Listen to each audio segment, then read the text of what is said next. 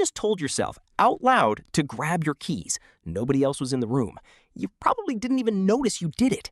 That's not a weird habit. It's one of the most well-documented tools your brain has. Most people assume talking to yourself is just a weird personal quirk, maybe a little embarrassing, definitely not something you'd bring up in conversation. But here's the part almost nobody knows. Psychologists have been studying this specific behavior for nearly a century, and it has an actual name. It's called private speech, and it's not a glitch. It's a genuine cognitive tool, one your brain has been using since you were a toddler. Watch any toddler doing a puzzle and you'll hear them narrating the whole thing out loud. This piece goes here, no, not there. Psychologist Lev Vygotsky called this private speech, and his theory was simple. Kids use talking out loud to guide their own thinking before they're able to do that thinking silently. As kids get older, that out loud narration doesn't disappear. It goes underground. Whispers first, then silent inner speech.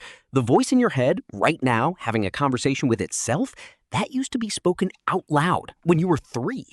So when you catch yourself muttering something under your breath as an adult, you're not doing something strange. You're briefly doing out loud what your brain does silently all day long.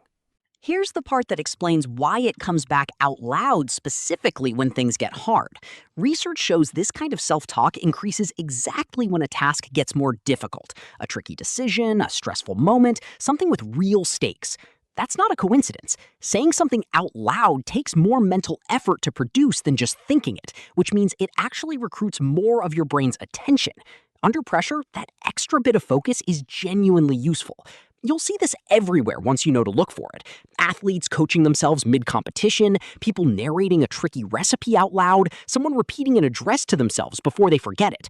It's not your brain glitching under stress. It's your brain reaching for a tool that actually works. So what do you actually do with this? Honestly, nothing you weren't already doing.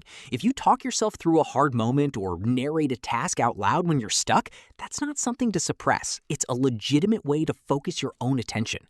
One honest caveat, this isn't a universal performance boost for everything. Research suggests it helps most with tasks that genuinely need extra focus or planning, not just any activity across the board. But for the moments where you're already doing it, you can let it happen. So next time you catch yourself talking to an empty room, you're not losing it. You're just watching your own thinking happen out loud for a second. If you want more of the actual why behind stuff like this, that's what this channel is for. Subscribe, and I'll see you in the next one.